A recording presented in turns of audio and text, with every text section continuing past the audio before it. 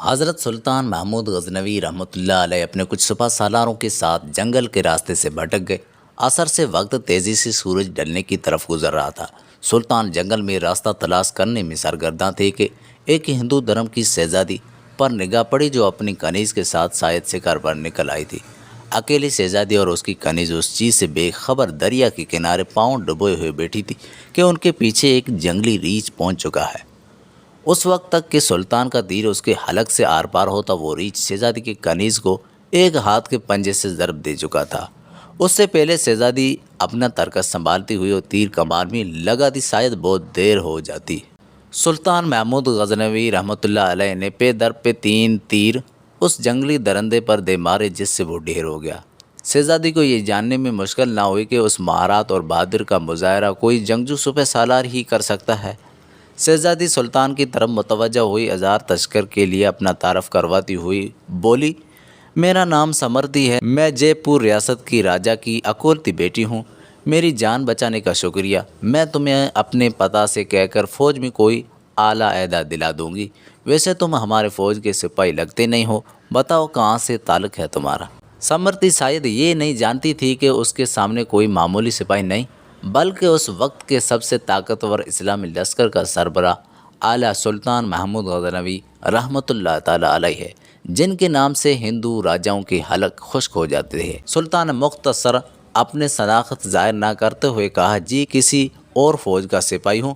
چلیے محترمہ، میں آپ کو کسی محفوظ مقام پر پہنچا دوں گا، آپ میرے پیچھے چلتی جائے۔ اندھیرا بڑھتا جا رہا ہے، راستہ نہ ملا تو شاید اسی جنگل میں رات بسر کرنی پڑے گی۔ شہزادی سمرتی جان چکی تھی کہ یہ شخص لالچ اور خوف سے پاک ہے۔ وہ سلطان کی نظروں میں حیا دیکھ کر خود کو محفوظ محسوس کر رہی تھی۔ جنگل کی خاردار جھاڑیوں کی وجہ سے شہزادی کا پیراہین مختلف جگہ سے چھلنی ہو چکا تھا۔ شہزادی تھکاوٹ سے چور ہو چکی تھی۔ سلطان نے شہزادی کو ایک سخت پتھروں اور درختوں کے آؤٹ کی طرف اشارہ کرتے ہوئے کہا، شہزادی آپ ادھر آرام کر لیں، رات کی تاریکی بڑھ رہی ہے اور موسم میں بھی تغیر کا اثر ہے۔ اندھیرے میں مزید سفر گھنے جنگل میں کرنا دشوار ہے۔ اعلیٰ صبح نکلے تو شاید میں آپ کو کسی محفوظ مقام پر پہنچا سکوں۔ سمرتی کے پاس سلطان پر اعتماد کرنے کے علاوہ کوئی دوسرا راستہ نہ تھا۔ سلطان نے محسوس کیا شہزادی اپنے بیش قیمت مگر قدرے باریک لباس میں جنگل کی ٹھنڈی رات شاید نہ گزار سکے۔ سلطان نے اپنی موٹی چادر شہزادی کی طرف اچھال دی اور مانع خیز نظروں سے شہزادی کو دیکھا، جیسے کر رہے ہو اوڑھ لے۔ شہزادی نے بلا جھجک چادر اوڑھی اور ٹیک لگا کر درختوں کے آؤٹ میں پاؤں پسار لے۔ اس کی نظریں سلطان کے چہرے کی طرف جمی ہوئی تھی، جو نظریں جھکائے ایک قریب پڑے بڑے پتھر پر بیٹھ کر آگ جلانے کی کوشش کر رہے تھے۔ بالآخر آگ جل گئی۔ اس کی روشنی میں سلطان کا نورانی اور بھرا ہوا وجاہت والا چہرہ چمک رہا تھا۔ سلطان نے شہزادی سے قطع نظر مٹی سے تیمم کیا اور نماز پڑھنے لگے۔ شہزادی کو جھٹکا لگا، اور یہ تو مسلمان لگتے ہیں۔ ایک دفعہ شہزادی کانپ گئی، کہیں غزنی کے لشکر سے تو نہیں؟ یہ تو لٹیرے ہیں، گائے بھینس بکری سب کے ماंس کھاتے ہیں، یہ مجھے زندہ نہیں چھوڑیں گے۔ اگلے ہی لمحے شہزادی اب تک اس کے ساتھ گزارے وقت کو یاد کرنے لگی، اگر یہ اتنا ہی شفاق اور ظالم ہوتا تو مجھے ریچھ سے نہ بچاتا۔ نہ چاہتے ہوئے بھی شہزادی کا دل پھر سے اطمینان و یقین سے بھر گیا۔ سلطان نماز کے بعد دعا کرتے وقت زاروں قطار رونے لگے۔ روتے روتے سلطان نے اپنے خنجر کو نوک اپنے پاؤں کے انگوٹھے پر رکھ کر اس کو دبا دیا۔ شہزادی دیکھتی رہی کہ یہ جوان مرد مجھ سے گفتگو میں بھی تکلف نہیں ہونا چاہتا۔ علل صبح سلطان نے شہزادی سے کہا، اب ہمیں نکلنا چاہیے۔ کچھ دور جا کر سلطان کو ایک سفید پتھر پڑا ملا جو سلطان کے سپاہی نشانی چھوڑ گئے تھے کہ راستہ اسی طرف ہے۔ یہ اس زمانے کا ایک طریقہ تھا کہ جنگل میں پتھر چھوڑتے جاتے کہ پیچھے آنے والے راستہ جان سکے کہ گزرنے والا کہاں سے ان کا ساتھی گزرا ہے۔ بالآخر شہزادی اور سلطان ایک ہموار راستہ پر آ پہنچے۔ کچھ دور ایک چھوٹے سے گاؤں کا اثر نظر آ رہے تھے۔ سلطان نے کہا، یہ آپ کے ریاست کا حدود کا ہی گاؤں معلوم پڑتا ہے؟ شہزادی ہاں۔ دیکھتے ہی گاؤں پہنچنے پر شہزادی نے گاؤں کے مکھیا کو بلایا بھیج دیا۔ مکھیا اپنے کچھ ساتھیوں سمیت حاضر ہوا۔ شہزادی نے کہا، ہمیں 2 برق رفتار گھوڑے دے جائے اور کچھ خشک اناج اس سپاہی کو دیا جائے۔ شہزادی نے سلطان سے کہا، اجنبی، ہمیں بہت حیرت ہوئی ہے تم پر، آخر تم کس مٹی کے بنے ہوئے ہو؟ ساری رات تم اپنے خنجر سے زخم کر دیتے رہے اور میری طرف کوئی توجہ نہ دی۔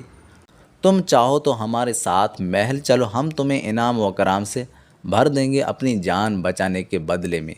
سلطان نے گھوڑے پر سوار ہو کر شہزادی سے کہا، شہزادی صاحب، زخم اس لیے کر دیتا رہا کہ آپ کا حسن میرے ایمان کو زد نہ پہنچائے اور میری توجہ میری درد کی طرف رہے، آپ کی طرف نہ پڑے۔ شہزادی، کیا تمہیں ہمیں یہ موقع گنوانا چاہیے تھا؟ ہم سے خلوت میں ملاقات کے لیے لوگ اپنی ریاستیں دستبردار کرنے کو تیار ہیں۔ سلطان نے کہا، شہزادی، میں مسلمان ہوں اور محمد مصطفیٰ صلی اللہ علیہ وسلم کا غلام ہوں۔ میری نظر آپ کے جسم پر نہیں بلکہ خود میری اپنی روح پر تھی۔ شاید میرے جسم سے گناہ کا داغ دھل جاتا، لیکن میری روح پر اس گناہ کا داغ لے کر میں اپنے نبی پاک صلی اللہ علیہ وسلم کے سامنے کیسے پیش ہوتا؟ مجھے یہ گوارا نہیں تھا، کیونکہ الحمدللہ میں ایک سچا مسلمان ہوں۔ شہزادی یہ جواب سن کر اس سپاہی کو اپنے سچے مذہب اسلام کے ساتھ لگاؤ، محبت اور وفاداری دیکھ کر ان کے کردار سے متاثر ہوئی پناہ نہ رہ سکی، جیسے اس کا دل اس اجنبی کے مذہب اور زندگی میں شامل ہونے کا بے قرار ہو۔ یہ کہہ کر سلطان نے اجازت چاہی۔ شہزادی نے کہا، اپنا اور اپنے فوج کا نام تو بتا دی جاؤ، ہم یاد رکھیں گے۔ سلطان نے چادر سے نقاب اوڑھا، تیر ترکش کندھے پر ڈالی، تلوار اپنے میاں میں ڈالی اور گھوڑے کے راکا بھی پکڑتے ہوئے بولے، شہزادی، میرا نام ہے سلطان محمود غزنوی اور میں ہی غزنی کا عظیم شان فوج کا سپہ سالار اعظم اور سلطان بادشاہ ہوں۔ یہ کہہ کر سلطان نے گھوڑے کو ایڑا لگا دی اور سر پر دوڑتے ہوئے آنکھوں سے اوجھل ہو گئے۔ اللہ اکبر، سبحان اللہ، ماشاء اللہ۔ یہ تھے اللہ اور رسول صلی اللہ علیہ وسلم کے سچے وفادار۔ ایسے تھے اسلامی سلطنت کا حکمران اور مسلمان بادشاہ اور کامل ایمان والے۔ آج ان کے نقش قدم پاک ہم سب کے لیے راہ نجات ہے۔